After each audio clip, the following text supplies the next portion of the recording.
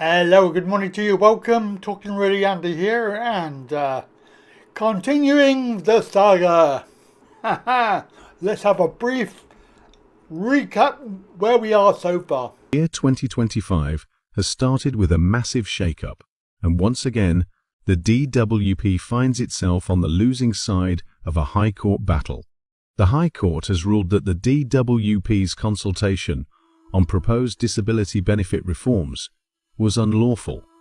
For those of you who aren't familiar with this issue, here's a bit of background. The government had been pushing for changes to the benefit system, specifically targeting the limited capability for work-related activity, or LCWRA component of universal credit. This benefit provides crucial financial support to individuals with long-term health conditions or disabilities, amounting to £416.90 per month. Unlike personal independence payment, PIP, which is not means tested, LCWRA falls under the universal credit umbrella, making it a lifeline for many vulnerable people. The proposed reforms were set to begin in the spring of 2025 and included plans to scrap the work capability assessment. Everybody knows, and I know, that they're not going to let that go.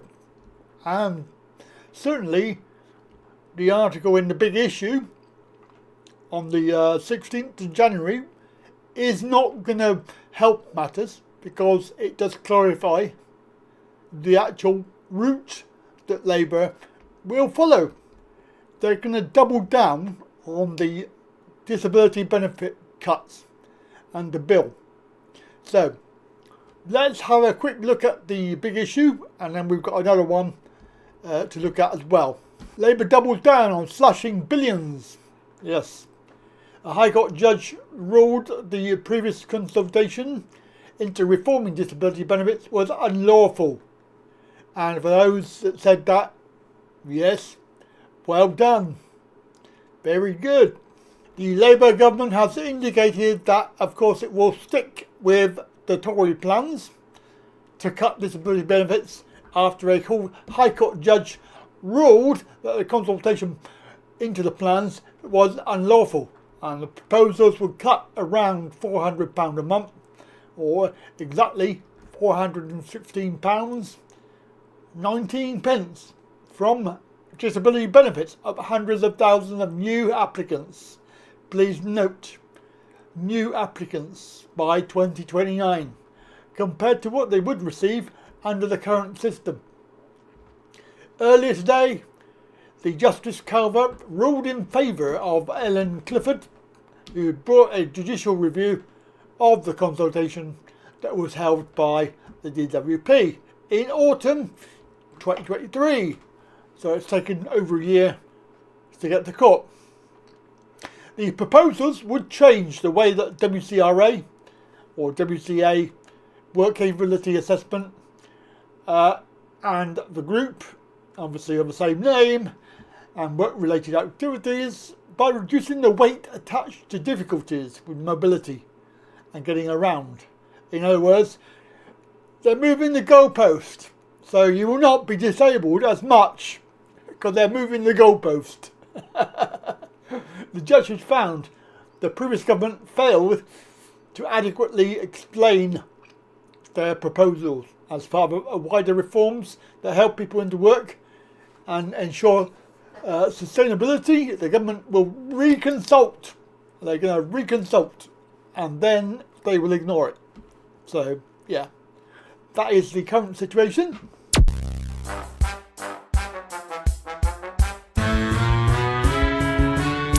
Oh, hello.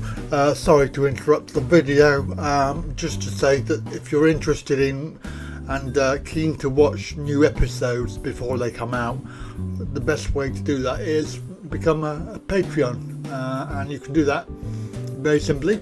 Just go to patreon.com/Andy Wright Online and sign up for a monthly donation, which can be as small as $5, which is hardly anything. If you think about it, you can probably get a cup of Costa coffee if you're lucky, but $5 a month will allow you access to all of the videos that I'm going to be bringing out in the next few months, and you will get them at least a week early, so you can entertain yourself with the new episodes. Sorry to bother you, but now back to the video. This is Yahoo News, and of course it comes out the day after that article came out, basically, and this is about the Royal Courts of Justice, the actual story I did the other day. And for those of you commenting, thank you. We don't need to be told everything, but yes, you did notice a slight, well, I would say it wasn't not really that far from the truth, because the whole point about it was to cut benefits, and even though it was a consultation that was deemed unlawful, the consultation was actually about cutting benefits as a hidden thing. So my assumption, my presumption, or my sort of idea behind it was that the whole thing about benefit cuts was unlawful, if you take it from the longer picture. And of course they allege they're going to do another consultation, but then they're going to ignore that too, so can't win really.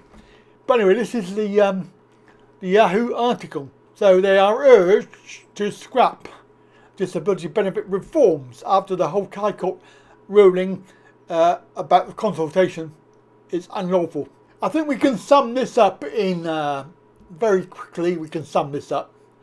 Basically, we've got Rachel from accounts, who basically is October 2024 confirmed in the autumn budget that Labour would go ahead with the plan changes that were Tory plans, and they're pledging to deliver those as part of a fundamental reform to the health and disability benefit system. So even that article there says, and I think this was the article I used, so you could have read it yourself as I put it up on screen, that the whole thing was about they're going to carry on anyway. Ellen Clifford obviously probably had help with this. I don't know who her legal team were, but there are some companies out there who will do pro bono work for disabilities, and they are I can't remember the name of them, but they've done a lot of court cases, so they've probably got help. I would say probably because the cost of taking somebody to court, yeah, I mean, it's just unbelievable. But obviously then she could have got some help from sort of supporters. So I don't know how it was funded.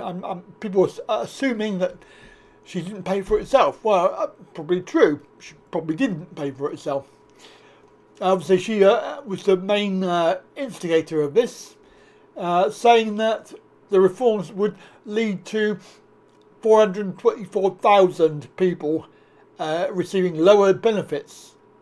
Yes, by £416.19 per month. How they're going to justify that, I don't know, but yeah. So that is the story updated for you, and of course it is quite true that they are going to carry on regardless. That was a good film, wasn't it? Carry on regardless. So have a good day. By the way, I am wearing a t-shirt. For those that are interested and fashion conscious, this is my Thailand t-shirt. When I visited Kanchanaburi. Kanchanaburi is a famous place. It's got the bridge over the River Kwai, which is not actually the Kwai. It was renamed. And also the film of the same name, but obviously it wasn't filmed anywhere near that. But as we say, there is a very sombre place nearby, which is the graves of those people that died. Don't forget, like, share and subscribe. And if you want to help me out, then please do look at buying a t-shirt, andywrightshop.co.uk. Support me in my ventures and help me become, well, help the channel become bigger than what we are. because we should really be 3 or 4 times bigger than we are. So help me out, and I'll catch you next time. Bye for now.